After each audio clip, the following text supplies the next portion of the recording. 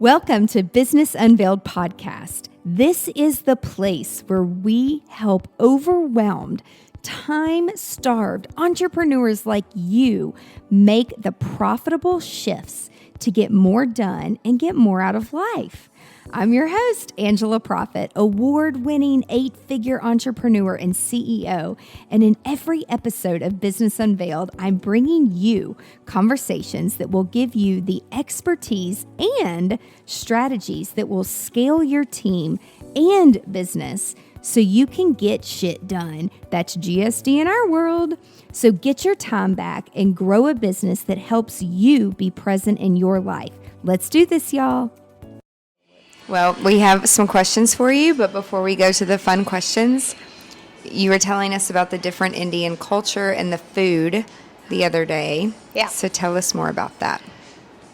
So India, from the tip of the north down to south, which is the tip of India down south, has varied culture. If I were to put them in broad brackets, you could do the north itself could be divided into two cultures. So one is the Punjabi, the North Indian culture, which is largely influenced by, the Mughals. So a lot of the chicken tikkas and mutton seeks and kebabs that you eat in Delhi are influenced by that. Okay.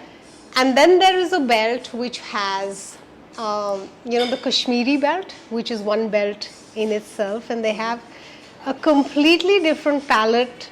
If you ever were to go down there, it's the kind of food that probably none of us relate to. Really? Really. It's very different in flavors. It's very different in its cooking style. Spices too, right? Spicier? And no, actually not. But more flavorful. Okay. Not spicier, but more flavorful. As you start progressing down south is when the spice levels sort of keep going up and higher. So the South Indian and the Chettinad food, or the food that you get in the coastal areas, is very heavy on the Indian spices. Also, the cinnamon sticks and the clove that you get in India largely comes out of that belt. So they use a lot of those spices, right? They come to the north to be used, but they're used in milder quantities, while there they go all out and it's all about the different flavors coming together. It's far more spicy. There's an acquired palate for that kind of food. Yeah. Right? But it is delicious. You go off to the west, and that's, again, yet another belt, a lot of coconut, more coastal, and so you see a lot of coconut flavors going into everything. The east is largely a fish eating region, the kind of food you ate yesterday. That again has a lot of influence of the British culture and what the Brits left behind for us. So when the Britishers were here, they were called the East India Company, right? That's how they were known. And therefore they were headquartered out of the east. And they had a large part into giving our culture, our reading, our railways, our trading, everything A lot of good things. A lot of processes. Yes, a lot of administrative process. excellence that came into India. We learned a lot from them. Was there a lot of cross, English and Indian relationships? Is there a No. heavy cross population, I guess? Is that what you would say? Or No, it isn't really. race? because the Britishers of course thought themselves to be far superior than the Indians. So we've seen signboards which were very popular, like no dogs and no Indians allowed, in high profile clubs. I mean, those are places From that back we have then. from back then, and which is only 75 years ago, really not that back then. And I think we've come a far way, but like for instance, my granddad He's seen and fought the freedom struggle. He's no more now, but my dad's seen it. He was a child, so he's seen, sort of people coming out of under the British colonization and coming into a free India. So we've taken some time to stand on our feet, but I think we are sort of getting there. Yes, but some parts of the country are very influenced by the British culture in a good way, right? Like the cars, yes. And y'all always drove on the wrong side, right? The right side as per us. You guys drive on the wrong side. Okay, well, I say tomato, you say tomato, but that's right. Since did y'all drive on the wrong side of the road pre-English colony rule? Yes, we did. Okay. Yes, we did. Yeah. So maybe they learned that from y'all. Yeah. You never know. Well, the sun never set on them is what we've heard in terms of their colony and ruling the world. But yeah, we don't know what came from where really. But And then we heard that King George used to have a statue in front of the India Dome. What's the India Arch that's down the street from the At the India door. What's the name? They wouldn't let us get out. No, the India Gate. Are you referring to? India Gate. No, so the India Gate is completely different. That came into existence really after our independence. Right, and then the English gave it to y'all. August 17th. No, this was, so if you go closer, you will read the names of all the martyrs, all the people that died fighting for the Indian independence. Right. They have their names engraved on that. But our tour guide told us that the English gave that. They may have given us the structure, and I'm not very sure about That's what that. he said. But the engraving and the fire that you see in the middle, that never goes out. It's a 24-hour running fire that's kept on as an ode to the bravery and the sacrifice of all these men. And they were not even defense personnel. There were people from individual households who stepped out and said that we are going to fight for our country and we want to free India. But the little pergola or thing that's in front of it, the small one, used to have a King George statue in it, which has been removed and is now a fountain. Yes, that's right. History. Yeah, okay. History 1. I give that to you. Did you know that? No, I didn't. Okay. And what else do you want to know about India? Tell me about the Taj. Tell her, let's pick Okay, the Taj Mahal was built because the king's wife, third wife, died. It was his favorite wife. She died during childbirth of their 14th child. The favorite wife? Well, that's because he had multiple. Yeah. We were told that he had 3 wives, but today we heard he had 6. So, and lots of concubines and lots of... She was the third. She was the third and his favorite. Yeah. She died during childbirth. It took 22 years to build. She had 3 wishes. She had 3 wishes, that he only, I guess, date or be with beautiful women that take care of the kids, and to build her a temple. And he did all 3 of those. A tomb, yeah. Yeah, or a tomb, yeah. Yes. That's right. There's 170 people buried at the tomb that we saw today. That's right. Everyone's family, cousins, everyone are buried there. Whereas at the Taj, it's only 2 people that are buried there. They are buried underground, but they are supposed to not have a roof on them. But when you get buried in the Taj or those kind of tombs, they have small windows. So he told us that the spirits have to kind of find their way out. That's hilarious. Whereas, Like a Saturday Night Live skit. whereas usually it is open so that they can go up to heaven. People are buried with their feet to the south, head to the north, face to the west towards Mecca. That sounds like it could be a dance. Did you know that? No, I didn't. Honestly, I didn't. All those people in the tombs. I would assume the spirits can go through walls. No, I mean, that's... they can't. They have to find the window, and She's stuck back on the window.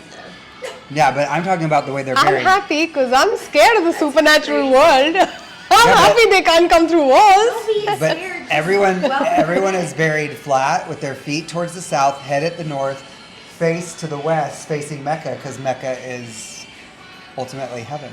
Should we ask her one question and then let's? No, Yes, let's wrap it up. Let's continue. It's okay. Hold on. Yeah, we have to. I'm going to tell you. I'm going to read it to It you. says, "How dare you?" Yeah, that's why it's hilarious.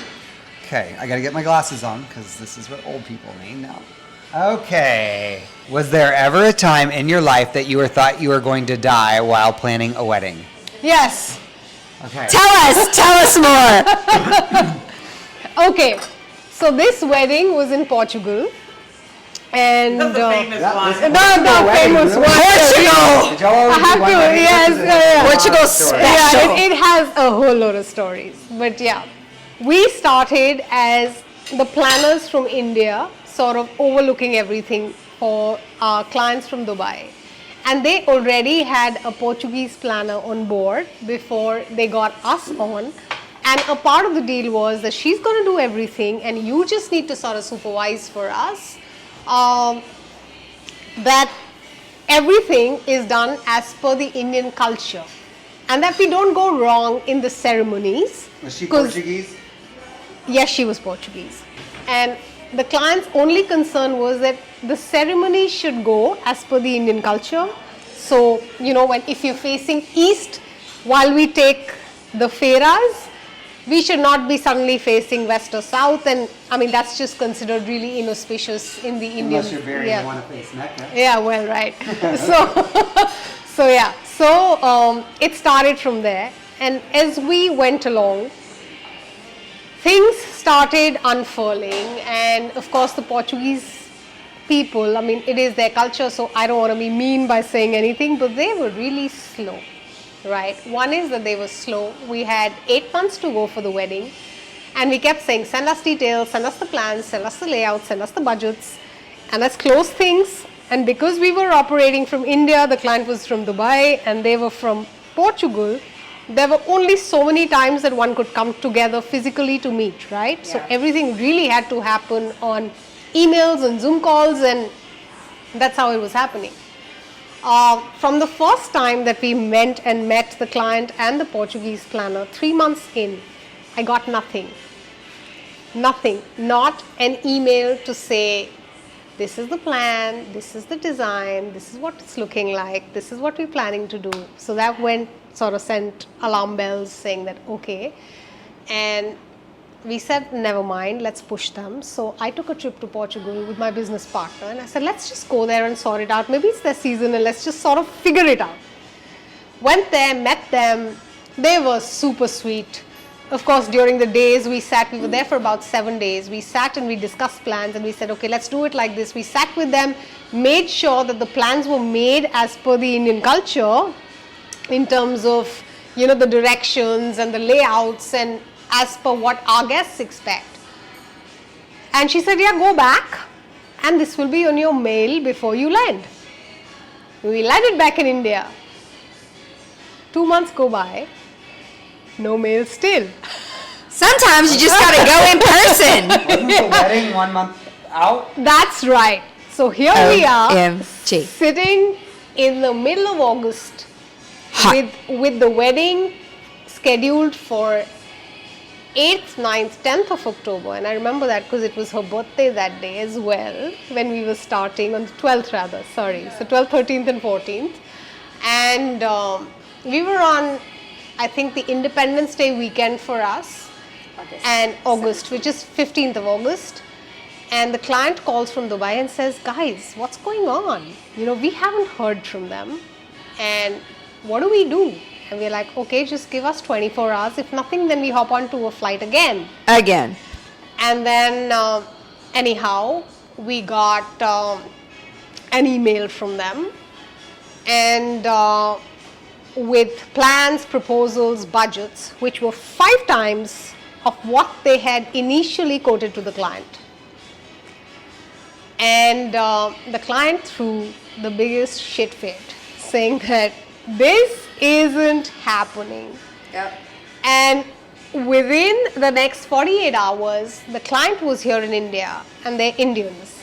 And they sat across the table with us and they said, what if you were to execute this sitting out of India?